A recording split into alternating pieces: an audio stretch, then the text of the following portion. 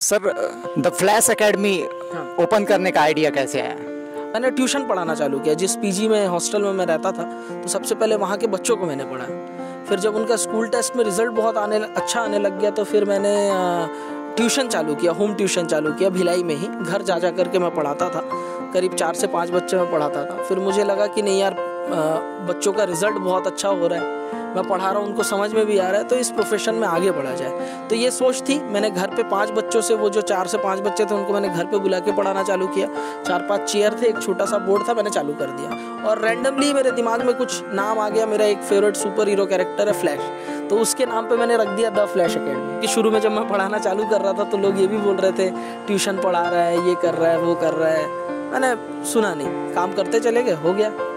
तो क्रिटिसिज्म तो होगा, बुराई तो लोग करेंगे, बुरा तो लोग बोलेंगे, है ना। कुछ तो लोग कहेंगे, लोगों का काम ही कहने का है। अच्छा, कई लोग जो थे मुझे बोलते थे मैथ्स लेकर के पढ़ रहा होता तो इंजीनियर बन के निकल जाता। बायो ले लिया इसलिए नहीं कर पाया, तेरे से नहीं हो पाएगा, तुम लोग का तो हाई फाई प्लान रहता है। ऐसे बोलने वाले भी बहुत लोग थे। आज मैं उनके सामने जाता भी हूँ तो मैं विनम्र होकर बात करता हूँ। मेरे अंदर में बिल्कुल भी ऐसे एरोगेंट उनके लिए बुरी भावना नहीं है, लेकिन वो लोग भी समझते हैं कि हाँ, जो उस समय हमने जो बिहेवियर या जो बर्ताव इनसे रखा था वो सही नहीं था, वो रवैया उन्होंने बदला है अभी। फ्लैश एकेडमी भिलाई में ओपन किया तो क्या दिक्कतें आई शुरुआत में? स्टूडेंट्स आ रहे थे और भी कुछ दिक्कतें रही होगी, उससे थोड़ा शेयर कीजिए। देखो, एक तो सबसे पहला दिक्कत तो मेरे साथ ये था, मेरी एज बहुत कम थी जब मैं पढ़ाना चालू किया। तो वहाँ पे तो सब धुरंधर टीचर हैं, बहुत सीनियर टीचर हैं, तो उनके सामने तो मैं कुछ भी नहीं था ना।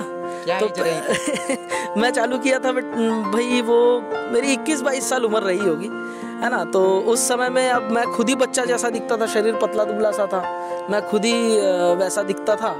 और बच्चे पहले तो पेरेंट्स और स्टूडेंट मुझे एक्सेप्ट ही नहीं करते थे कि ये टीचर। आपके पढ़ाने का तरीका थोड़ा अलग है। आपको भिलाई में खान सर से जोड़ के देखते हैं, आपको भिलाई का खान सर कहते हैं। आपने जो चेंजेस किए पढ़ाई में, इससे आपको कितना बेनिफिट मिला और सबसे इम्पोर्टेंट स्टूडेंट इससे कितना जुड़ पाए? ऐसे ही DBR एक मीम पेज है दुर्ग भिलाई का, उन्होंने सबसे पहले बोल दिया था, तो स्टूडेंट लोगों में वो चीज़ चल गया कि भिलाई के खान सर। आप मार्वल के फैन हैं, हम सोशल मीडिया में देखते हैं। आपके एकेडमी द फ्लैश एकेडमी में सुपर हीरोज के स्टैचू देखने को मिलते हैं। क्या कारण रहा सर इसे लगाने का, इस एकेडमी? अरे यार, सुपर हीरो का तो कीड़ा हम लोग में बहुत है। मैं, मेरे भाई, हम लोग सुपर हीरोज के बहुत बड़े फ़ैन हैं। सिर्फ मार्वल नहीं, DC के भी फ़ैन हैं। तो मेरे घर पे आप कभी आएंगे भिलाई में ना पुष्पेंद्र, मैं दिखाऊंगा। मेरे पास बेडशीट से लेकर के, ठीक है, डोर मैट से लेकर के, टूथब्रश से लेकर सब कुछ सुपर हीरो वाला है। और मेरा सपना भी है एक घर मेरा ऐसा हो जिसमें सब कुछ, फैन से लेके टाइल्स तक, फॉल सीलिंग तक, सब कुछ सुपर हीरो वाला। इंडिया में जब टीचरों की बात की जाती है तो पौराणिक टीचर वाली जो छवि लोगों के सामने आती है, लेकिन हम आपको देखते हैं तो आप आधुनिक टीचर, मॉडर्न टीचर के रूप में अपने आप को इस्टेब्लिश कर रहे हैं। आपका जो चश्मा काफ़ी हिट हो, लोग काफ़ी पसंद कर रहे हैं, इसके बारे में थोड़ा बताइए। अरे, और बच्चों ने पसंद भी किया। शुरुआत में जब 1-2 क्लास मैंने ऐसी लगा के, सर दर्द हो रहा था तो मैंने लगा के ले लिया क्लास, तो वो मेरी क्लास बहुत हिट हुई। अब बच्चे भी इसको मेरी आइडेंटिटी से जोड़ लिए हैं कि वो चश्मे वाले सर की क्लास में जाना है ना, मंडल सर की क्लास में जाना है, चश्मा लगा के पढ़ाते हैं। बोला चलो ठीक, चलने दो इसको सिलसिला। तो ये ऐसा चश्मे का कहानी आगे बढ़ा। बल्कि स्टूडेंट्स जो हैं पढ़ना नहीं चाहते, वो मोटिवेशनल वीडियोस देख के अपने पैशन फॉलो करते हैं। कोई बोलता है कि मुझे आर्टिस्ट बनना है, मुझे क्रिकेटर बनना है, मुझे और भी कुछ बनना है। तो क्या कहना चाहेंगे आप उनको? देखो, ऐसा है कि अगर कोई आर्टिस्ट है जिसमें सही में वो टैलेंट है तो उसको तो कोई सराउंडिंग, कोई भी ताकत रोक नहीं सकती आगे बढ़ने से। अगर किसी में सही में हुनर है ना तो उसको कोई ताकत नहीं रोक सकती, कोई बाउंड्री नहीं रोक सकता। जैसे लेकिन कई बच्चे जो होते हैं ना, भटक जाते हैं, उनमें ठहराव नहीं है। इस उम्र में पढ़ाई छोड़ के सब अच्छा लगता है। इस उम्र में उनको पढ़ना छोड़ करके, मेहनत करना छोड़ करके सब कुछ अच्छा लगेगा। उनको गिटार बजाना, 2 दिन गिटार बजाएंगे और सोचेंगे मैं गिटारिस्ट बन जाऊंगा।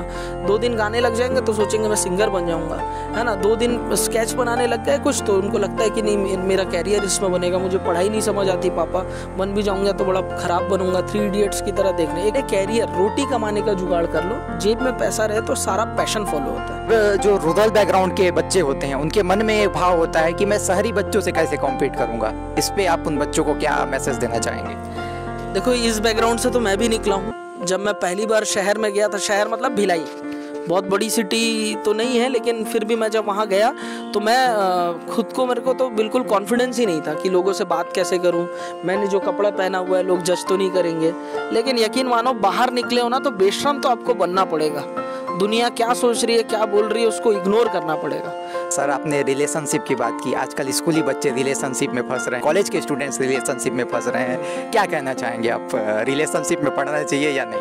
अरे यार, रिलेशनशिप देखो, प्यार तो बहुत अच्छी चीज़ है, मैं इसको बुरा नहीं बोलूँगा, लेकिन ऐसा है कि पहले रोटी कमाने का जुगाड़ करना है। कैरियर ओरिएंटेड काम आप पहले करें, नहीं तो क्या होता है ना, कई लोग कैरियर भी नहीं बना पाए और जो उनकी गर्लफ्रेंड है उसको टाइम दे रहे हैं। एक टाइम बाद ऐसा होगा, ये तो छोड़ के चली जाएगी ना, आपके पास तो जॉब नहीं रहेगा, यानी कैरियर भी गया, लड़की भी गई हाथ से। तो भाई रिलेशनशिप जो है बाद में मैनेज करें, पहले पैरों पे खड़े हों, कैरियर पे ध्यान दें। और मैं सब लोग को एक लाइन बोलता हूँ हमेशा, है ना, अपने बाबू को शो ना एग्ज़ाम के बाद बुलाओ, एग्ज़ाम के पहले MCQ लगाओ, यानी क्वेश्चन प्रैक्टिस करो।